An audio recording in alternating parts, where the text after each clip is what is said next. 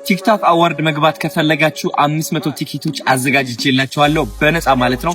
መታችሁ ፈታን ማለት እንችላለን። አብረን ገራሚ ቀን ነው የምናሳልፈው ጋይስ። እነዚህ 500 ቲኬቶች ማሸነፍ ከፈለጋችሁ በነፃ ምንድነው ማድረግ ያለባችሁ? በጣም ቀላል። ደስ የገበያ ኤክስፖ ሃሽታግ በመጠቀም ማለት ነው የምትሰሩትን ቀላል ኮንተንት ላሳያችሁ።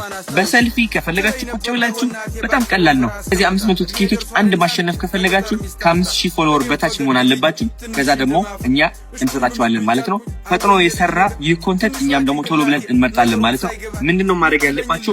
ህዳሴ ገበያ የገና ኤክስፖ ከታህሳስ 7 እስከ ታህሳስ 28 በኤግዚቢሽን ሴንተር እንደሚያሳልፍ ማሳወቅ ብቻ ነው ያለባችሁ።